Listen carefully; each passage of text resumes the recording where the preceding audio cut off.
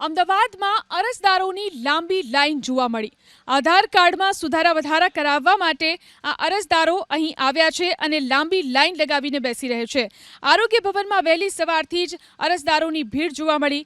આધાર કાર્ડમાં સંપૂર્ણ નામ ફરજિયાત કરવાના નિર્ણયને લઈ સરકારી કચેરીમાં અરજદારોની લાંબી લાઈન લાગે છે। આધાર કાર્ડ નામના સુધારા માટે લોકો ધક્કા ખાઈ રહ્યા છે।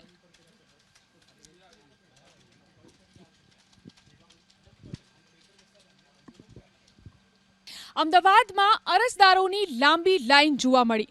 આધાર કાર્ડમાં સુધારા વધારા કરાવવા માટે આ અરજદારો અહીં આવ્યા છે અને લાંબી લાઈન લગાવીને બેસી રહે છે।